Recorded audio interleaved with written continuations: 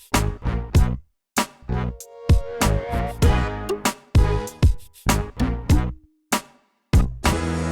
alumni friends, it's time for another NHCC alumni coffee break. It's Troy, the alumni guy, and I've had just a wonderful conversation with Mr. Alan Teyvel. Alan, welcome to the program. Hello. I salute you, my friend. Boom. Hi from Bowling Green. Bowling Green.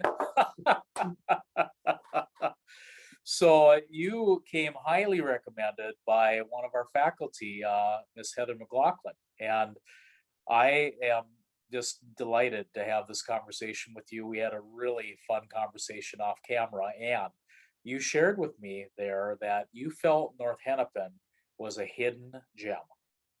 Yeah. North Hennepin is in this location that's, right outside of Minneapolis, right? And, in Minneapolis, you have the U of M, you have Augsburg, St. Thomas, Concordia, all those, all those, there's a lot of stuff over there. But,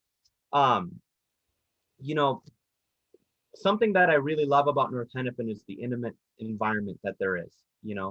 There are, three incredible pianists, Heather, Grace, and Kevin, and studying from any of them is life changing. And the three of them go above and beyond, and they're like life editors. Yeah. And they're, I always talk to Heather and Kevin. I took lessons from both of them while I was at NHCC, and even now, like 6 years, wow, a long time after, I'm still talking with them on a weekly basis, and reaching out all the time if there's a career opportunity. And as Heather recommended me, she's throwing things my way. It's incredible how much the faculty really care. And I took theory classes from Dave, and Dave was always very helpful. Dave always had time for students. If you didn't understand something with theory, he'd always be there to help you out. And Judy is the orchestra director, and people have flocked to be, to study with her again. And it's incredible how much love there is in this like very small intimate program. And student wise, you're all locked in. There's, school's a little smaller, but you have way more quality time with your teachers, with yourself, and more quality time to work on all of your endeavors. Yes. And same with choir. I studied with Carla, and Carla's been huge in the choral music scene in Minnesota. And every one of the teachers there can teach anywhere. And it's incredibly fortunate that they're all at North Hennepin. So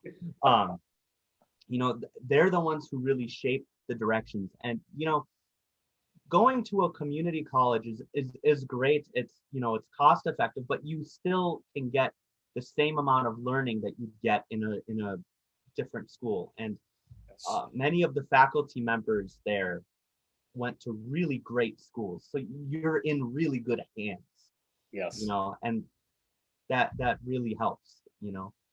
Absolutely. And I remember when I was 18, like I didn't really know what I wanted to do. Yeah. But if I was to give if I was to do it all over again, I'd still do music always. So if you're on the bank, just try. The worst that can happen is that you go back to whatever your decision was before, or either way you end up learning a new skill, and skills are very important. But if I could tell my 18-year-old self something, is that a lot of students work through school. It's we live in an economy where you have to, right? Yes. And it's very important to work at your strengths, because I remember I was working long hours at like Cub Foods. Yeah. I'm a pianist. Am I working? Yeah. So find a job that suits your specialties. Right. and in the most cases, like, if you're bilingual or trilingual, if you can do a lot of things, if you can tutor people, you know, work smarter, not harder, you know. Yeah. Like Yeah. find things that you're really good at to do. Make the income you need, Yep. but don't try to work 30 hours a week and be a full-time 18 credit student. And on top of that, being a music student, you have to put so much extra time outside of, the credit hours. As a pianist, nowadays when I'm really sinking into new repertoire and building, it can be up to 4 to 7 to 8 hours a day of piano playing, you know. Wow. Wow. So like if you're working 30 hours a day, you're in class for about 6 hours, you need to Yeah. sleep at some point, you know. Yeah. So work less, but work more efficiently Yes. and be the best musician you could be is something that I really tell myself uh, from there, you know. Right. Now, you shared that you are originally from New Hope. So how does a local New Hope man end up in Bowling Green? So when I graduated in 2016, uh, I started at the University of Minnesota right away, Okay. and I finished my undergraduate and I studied with Dr. Kim. Okay. Uh, and she is an incredible piano professor. And it was time for me to decide whether I'm going to keep pursuing music or finish with my undergrad. And I was, I'm a person who's very stubborn. So like I wanted to keep doing music, Yeah. really wanted to. And Dr. Kim was a great asset and resource in that way because she gave me a list of schools and she said, look these over. You might like some of them. You might like a few of them. And so I started doing my research, and Bowling Green State University came up, and my piano professor down here, Dr. Yevgeny Yantov, is you know, comes from a similar demographic as I do, you know, Okay. and um we're both like Russian speakers, and you Okay. know, um Okay. it was just in uh, I was really interested, and I came down here and had a piano lesson with him. I had a piano lesson in Memphis, Tennessee, and in Louisiana, and I he was my top choice, and the Wow. school was my top choice because of that. It's Wow. for me, the person I study with is the most important thing, Yes. Yes. because Yes. like I said, piano professors with me end up being like life editors, life friends, life Yeah. mentors, in every single way. So I felt that kind of connection with Dr. Yantov, and I, decided to come here. And Yeah. um, yeah, that's how I ended up in Bowling Green, Ohio. But I'm coming back to Minneapolis. I'm coming back home, so it's fine. Good. Good. Um, Well, we miss you, so you have to come back home. yeah, yeah, So yeah. now tell me the ambition of, you intend to come back to Minneapolis. What is the end goal, Alan, for you? The end goal. The end goal is for me to take a little break from school Okay. and work in the field a little bit as a pianist. And before I left in Minnesota, I had about 30 piano students. And uh, I love teaching, so I'm gonna do more of that. But Yeah. I'd love to. I'm gonna be working on a concert series with uh, a singer. Um, Yeah. I'm gonna be recording with my quartet that I formed down here in Ohio. I'll fly back and then come back to Yeah. Minnesota. But this is gonna be a time of activity for me, and I Okay. really hope to be very active so that when I start my DMA in a few years, that I'll have a lot more outside of academia experience, because I think people, it, of course, less and less people have graduate degrees and less people have a doctorate, but there needs to be something that sets you apart when you have the doctorate. And I think working in the field and making more collaborative recordings and premiering new music, and being very active in this short amount of time while I'm gone and concertizing, it's going to only be helpful and beneficial once I leave, because then my resume will have a lot of beautiful events that I've done. So that's the goal. I'm trying to be active before I start my doctorate, and then because of this activity that I'm doing, once I'm done with that, I'll be more attractive to be hired in the field. Absolutely. What a great strategy. And I can tell your passion and your exuberance and your zest for this line of work. And you're going to be a marvelous teacher, Alan. I can see that.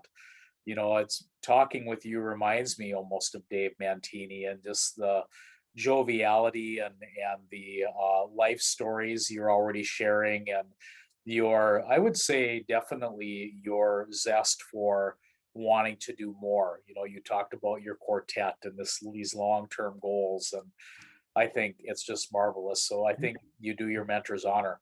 And that's part of the creativity that I've been talking about, because my quartet that I'm formed here, Quarteto Haro, is 2 piano and 2 cello quartet.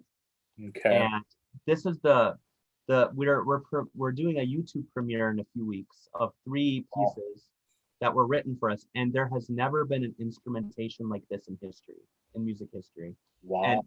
you know, we're only going to be adding more Yeah. music to the repertoire. It's things are only going to build from here, you know, and that's um create, you know, passion and creativity and determination, I think, is Yeah.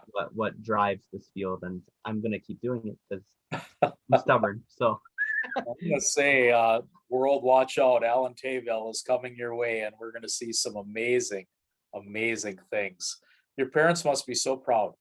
they are proud, and they're very happy. And I'm a first generation American here, and Okay. you know, literally this is the American dream that my parents envisioned. They Oh, were refugees.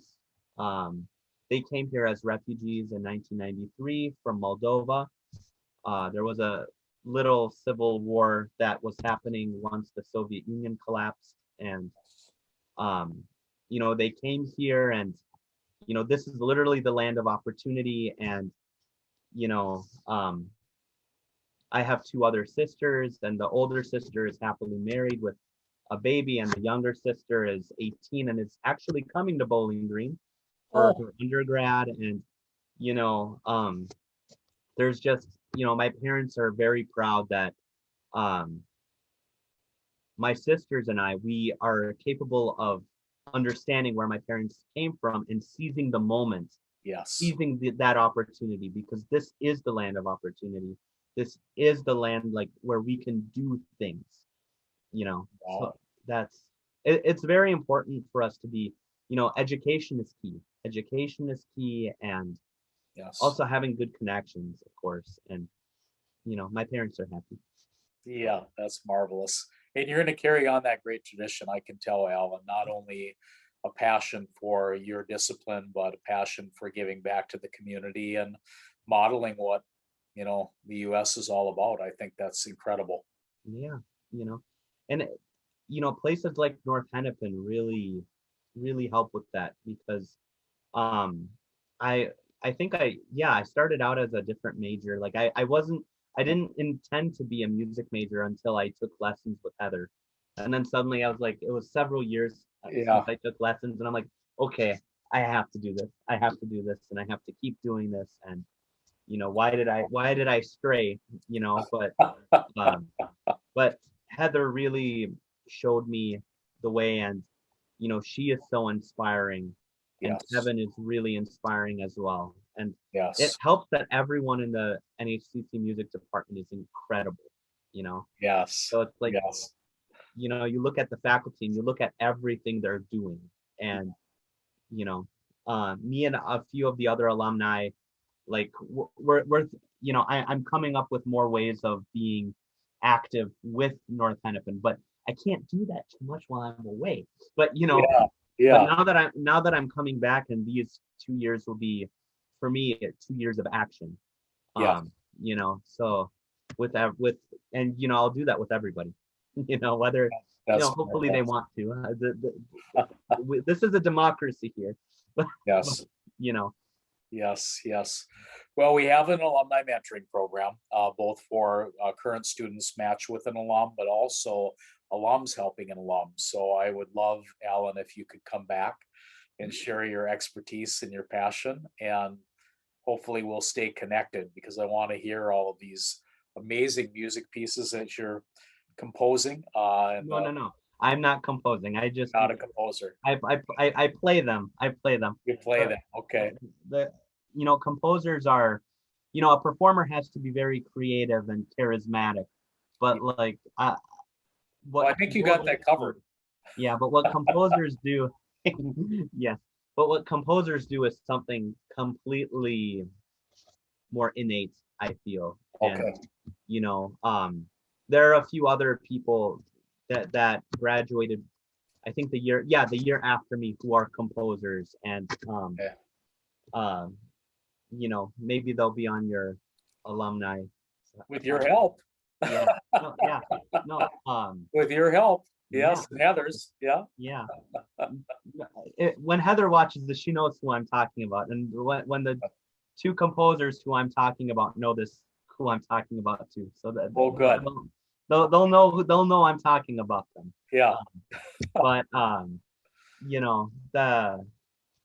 the composers do something incredible, and I think it's really important to play music that's new, Yes. and I'll be helping give them voices voice to their, if they wrote piano pieces, I'm gonna help them out when I come back. But yeah, while I'm in Bowling Green doing a degree, it's a little hard. But Yeah.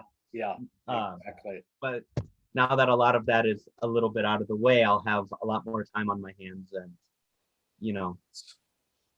there'll be a lot of direction and things that can happen. That's wonderful. So when are you returning? I am coming back June 2nd. June And 2nd. June 2nd, and then yeah,